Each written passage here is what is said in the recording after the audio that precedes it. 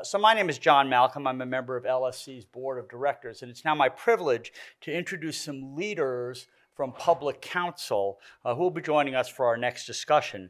Public Counsel is a nonprofit public interest law firm that is dedicated to advancing civil rights and racial and economic justice, as well as amplifying the power of their clients through comprehensive legal advocacy. It's the largest provider of pro bono legal services in the United States. That's pretty impressive. And also part of the collaborative initiative Stay Housed LA, providing residents of Los Angeles County with information and resources to avoid evictions. Dan Klibner, who's going to be moderating the next discussion, is a partner at Sidley Austin. He is a current board member and past chairman of the board at Public Counsel. Joining him will be Silvana Naguib, who is the directing attorney of the Homelessness Prevention Law Project, which is affiliated with Public Counsel, and also Tanya Acker, who's a fellow board member of Public Counsel and the host of The Tanya Acker Show. Please join me in welcoming Dan, Silvana, and Tanya to the stage. Good afternoon, everybody. Are you still with us? Yes. Are you ready to talk equal access to justice? Yes. When I say equal, you say access? Equal? Access. Equal? Access. Okay. Legal? Services. I knew you'd fall for that. All right, I'm Dan Klibner, and I am a former chairman of the Board of Public Counsel, also a partner at Sidley Austin, and a friend of John Levy. And I think it's really the last thing that brings me here, but it's also the thing that I want to point out in terms of thanking John for his great service to the United States through his presidency of Legal Services Corporation.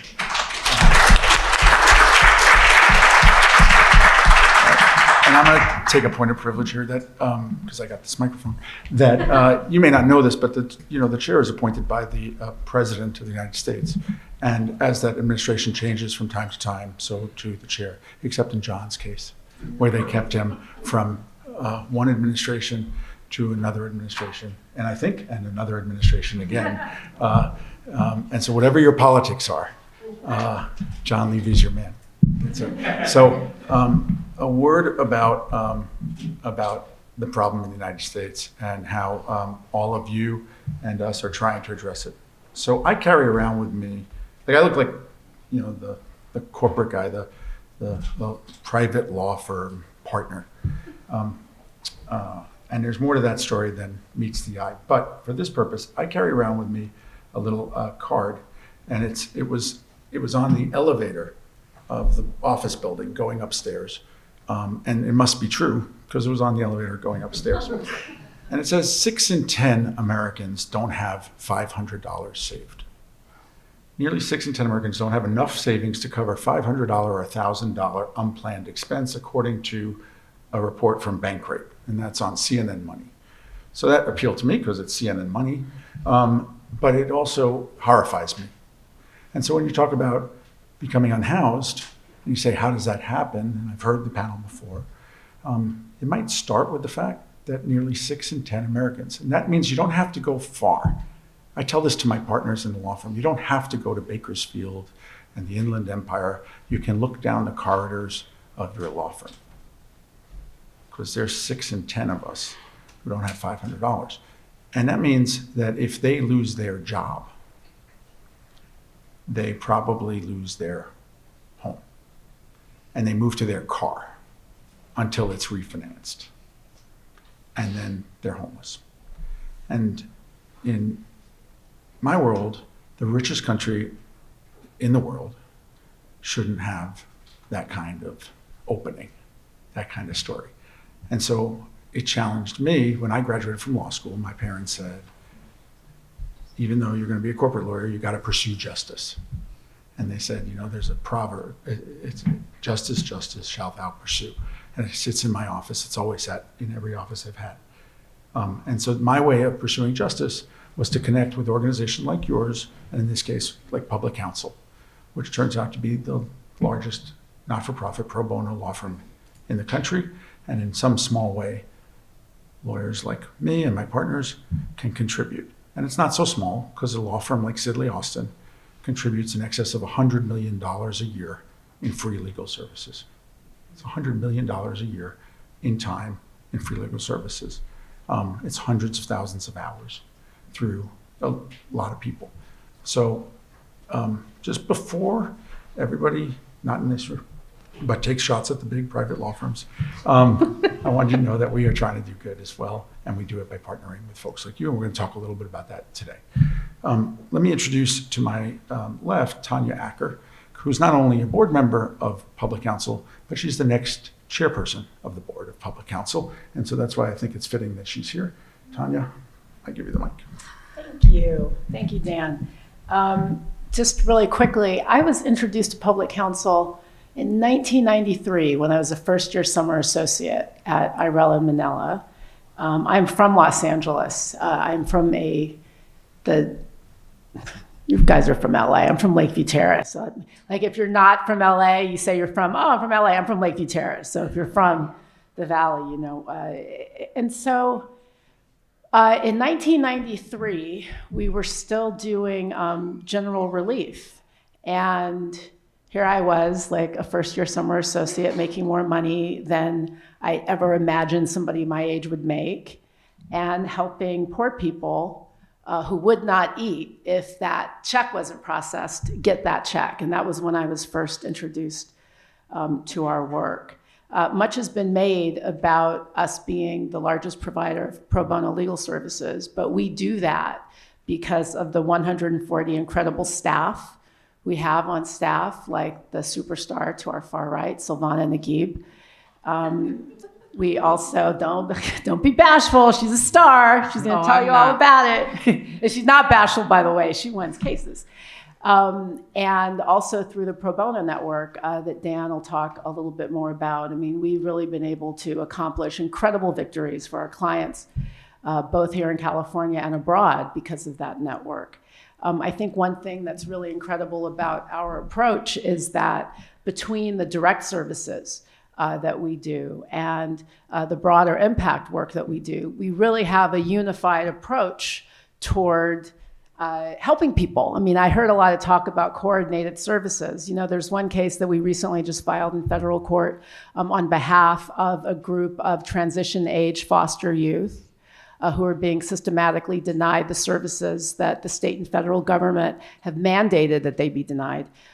That case is being filed on behalf of a group of youth, but we discovered the problem because one of our direct services lawyers who used to run our children's rights program, I think now she's running Women and Girls, Rachel Stein, she noticed that a number of transition age foster youth, like they kept being evicted, like one after the other and after the other. And so it doesn't take much to extrapolate that there's a big picture problem when individuals keep coming through the door, exemplifying that problem. So our approach, you know, between the lawyers that we have on staff, between our volunteers, like we have thousands of volunteers, volunteer lawyers who are donating their time and their firm's time. We can both help those individual folks who come in the door. We provide incredible direct services to people who need them.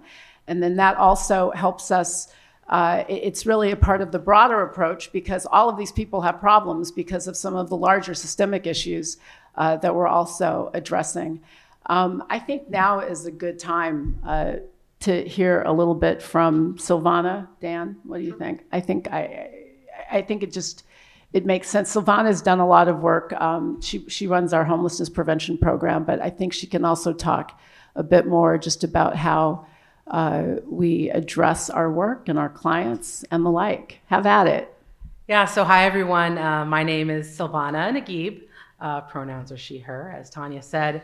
I work at Public Counsel, and I've done a lot of different things in my career. I've worked in several different cities, and I really like seeing how things are done differently in LA and this collaborative approach that we've been talking about today. And I see so many friendly faces in the audience. I look out and I see so many people that I know, and it's almost bringing tears to my eyes to be part of this community of fighters who are really fighting for a better future for our communities, and that we don't want Los Angeles to be a city that is just for rich people. And we want our clients to be able to stay in their homes and stay in the communities that they love and that they call their home. But what I want to talk about how public counsel fits into this and how I think about equal access to justice is that as much as I'm an optimist, I don't see in my lifetime a lawyer for every person who needs one. I hope we'll get there. We might even get there when it comes to eviction defense in the next 5 years, 10 years. I'm hopeful. I don't know, maybe 20.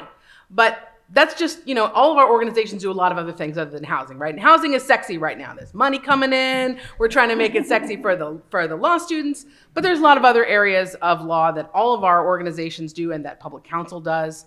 And so what I think about is, how does all of what we do with direct services, and public counsel does it too, fit into a broader strategy of fundamentally changing our society, right? Thinking about, we can't use a sledgehammer to knock back every eviction that is filed. We just can't do it. There's too many. I mean, like Conway said, it's going to be 35,000, 40,000. That's just the city of LA. We're not even talking about the rest of the county or the rest of California. So what public counsel does is that we try to leverage our direct services expertise that we have from our small but mighty team of advocates that are doing eviction defense, that are doing immigrants' rights, that are doing, family law for transition age youth, right? All these different things that we do, and work together with our policy team, because we have a lot of people that just do policy, and our impact litigation team to think about how do we shape a better future for these communities.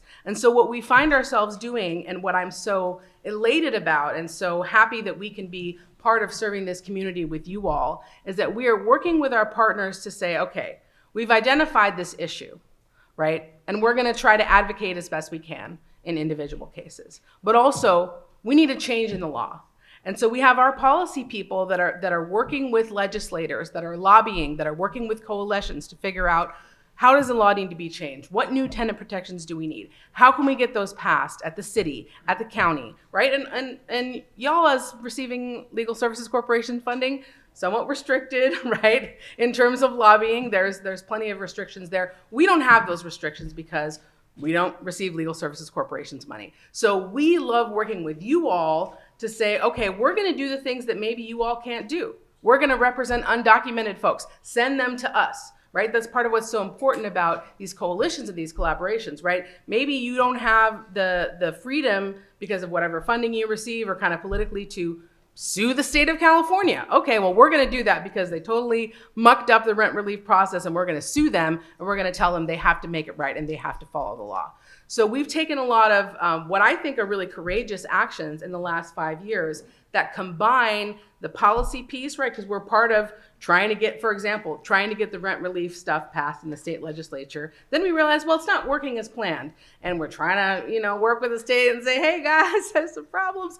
Well, they're not moving fast enough, and people are getting evicted because they were promised rent relief and it's not coming, right? And their UD trial is coming up and they don't have the money, even though they thought they were going to. So we're gonna sue the state, and then we're gonna take that advocacy and the results back into our individual cases to try to advocate for our clients. So that I think of it as almost like a exponential expansion of how we can impact the way that things happen at the city, at the county, and at the state level. And obviously a lot of the work that we do in other projects has federal implications too, right? We do a lot of immigration work, which I know all of you, serve immigrant communities as well, and you always wrestle with these LSC restrictions that you have about serving clients that maybe don't have legal status.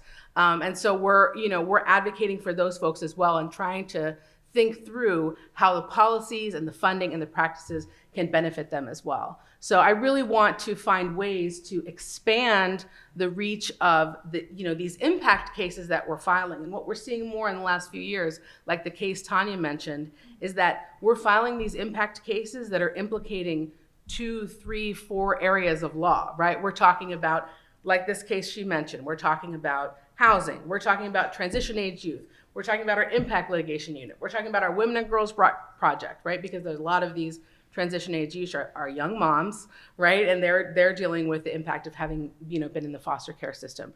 So I'm really excited to see the way that this is moving forward, and I'm so excited to be working with all of you. Can I just brag on one thing quickly? Silvana talked about expanding the work, and I think that's important, but I think that it's also important to recognize that folks like her and Dan have resulted in public counsel being able to serve last year over 10,000 clients, including 300 nonprofits.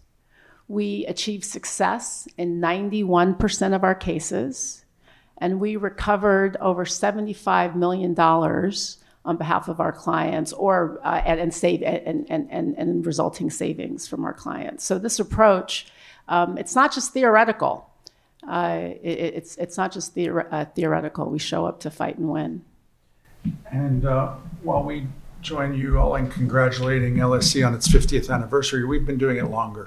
At Public Counsel, we've been doing that for 54 years this year. It was established in 1970 in response to actually government legislation saying, that you can't really serve poor people with legal services. And the response was a very innovative approach from the Beverly Hills Bar Association, the Los Angeles Bar Association, to create an organization like Public Counsel.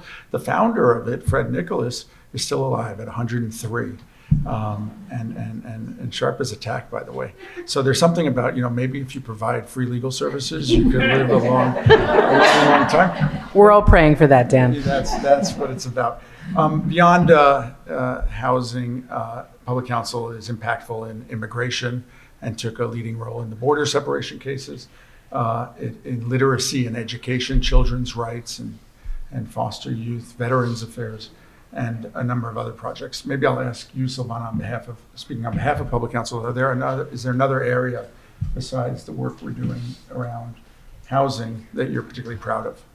Definitely. There's so many things that come to mind. I'm so proud of our immigrants' rights team, which really partners very closely with our impact litigation team, which is called Opportunity Under Law, to file a number of lawsuits, both during the Trump administration. Those lawsuits are continuing now on behalf of immigrants, detained at the border, the asylum policies, so many different things that they have challenged and are continuing to challenge, because those problems haven't gone away, even though we have a new president.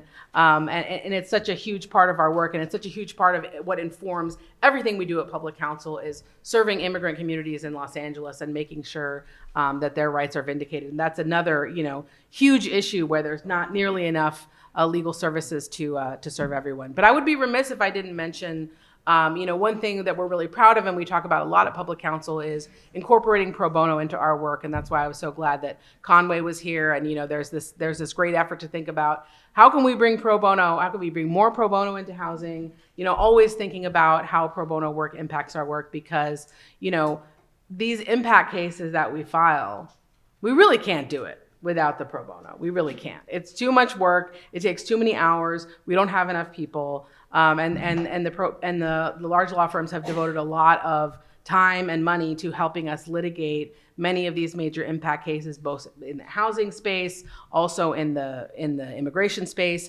But really that we're able to leverage these resources to challenge these governmental entities sometimes. We've sued the federal government, we've sued the state, we're suing the city of Los Angeles. In other cases, we're trying to defend the city of Los Angeles and their tenant protections. So we really have a certain amount of flexibility because of the pro bono people and the dollars, right? And the various sorts of private funding that we get to pursue these, sometimes bold and courageous strategies. Like last year when I was like, we're really going to sue Superior Court? Like, are we really doing that? Well, we did. And even though, What was the context? It had to do with the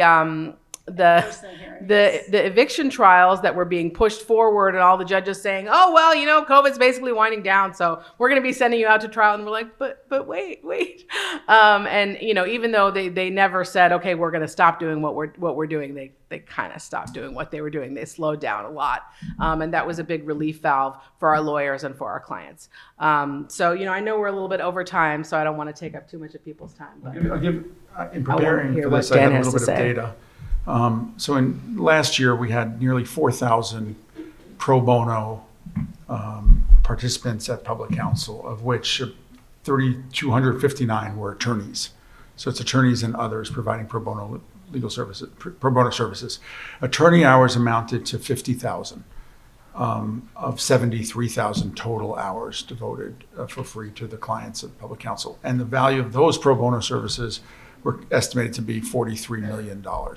So the point is that unlike the private law firm where we're always looking for clients, you know that there's unlimited demand for the services of the not-for-profit service providers. And then it's how do you serve them? And the staff of public counsel and the model of public counsel is to leverage itself using pro bono lawyers at the law firms and others. And in that way to provide tens of millions of dollars of legal services where otherwise you simply couldn't. And it is across the range of services. Sometimes it's impact litigation, like you said, and whole armies of lawyers deployed to pursue and vindicate rights. And other times it's one-on-one help where they're trained by the organization and then provide individual help. But the multiplier effect is great because you just have that many resources to help more people. So it's a model that seems to work. And one question is why it isn't duplicated more frequently in other markets. It's nice to be the largest pro bono not-for-profit law firm in the country, but we'd love a rival. We'd like others in other jurisdictions. And sometimes the question is asked, having been started by the LA Bar Association, Beverly Hills Bar Association, whether we should remain a local source of help. There's enough need here, or whether we should be the light for the rest of the nation in terms of showing them the way to provide access to justice. And that's a debate about how much resources we have and whether other communities aren't already well served by the lawyers in that community. But the way we bridge that divide is through the impact litigation. The impact litigation is of national impact. Often the state of Michigan took over the education or so-called education of students in Detroit. And it turned out that 0% of the students in Detroit were reading at grade level in those public schools. Not 10%, 0%. And I, as a corporate lawyer, looked at that. This was not my case. This is Mark and OUL, but Sidley jumped in and helped. But I looked at that and I said, look, they mandate that kids go to school. They write the test, and then nobody who they put through school passes the test. That can't be right. And so Sidley, together with public counsel, sought to create a federal right under the Constitution to literacy, a right to literacy. And they sued Governor Whitmer for that right. And so, are we really an LA organization? And the surprise, surprise, the courts in Michigan said there is no such right, the federal court. But the Sixth Circuit overturned that and found a federal right to literacy. Lawrence Tribe called it the next Brown versus Board of Education. And eventually the state of Michigan settled that case, which I think was a good result because it would have gone to the Supreme Court and you could decide for yourself how that might have worked out. But that's a good example of how public counsel itself, relying on pro bonos, is able to create a national impact and an example to others. Tanya? I think that what's been pointed out earlier is how big the need is. One of the things that I think we'll continue to focus on in the upcoming year is meeting it, expanding our pro bono network. I mean, Dan made a great point and Silvana made a great point. There are only so many Silvanas that exist in the world and that exist in public counsel. No disrespect, he is singular and extraordinary, but there are many, many, many law firms and lawyers at law firms who are looking for ways to contribute and to give back and to try to affect what's really becoming, I think, a perilous situation. Having grown up in Los Angeles, and I'm the child of working people. I didn't burst fully formed from some law firm conference room. But it is a travesty. Like it's a travesty and it's a tragedy what's happening in this community. And we're only going to meet the problem if we can address it together. You know, if the people who are doing the work, the ground soldiers every day, are able to do that work jointly and in partnership with the folks in some of the big buildings, because that's the only way we're going to attack this. That's the only way we're going to make a dent in a problem that will just get worse if we don't concentrate. So I'm looking forward to another year where we concentrate our efforts in all of the directions that we can go. Silvana, tell us more about your winning. All I do is win. No kidding. I think we should wrap it up. We're over time. I know everyone wants to get to Lafla and have snacks. I'll end it on a positive note that we believe, under your leadership, Tanya, that public council and institutions and organizations like the ones that are funded by LSC and those that are not, like Bethesda and others, will help bend, as Martin Luther King Jr. said, bend the arc of moral justice, of moral universe towards justice. And I'm confident that it may take time, but together, working together, we can make a difference. Thank you for your time.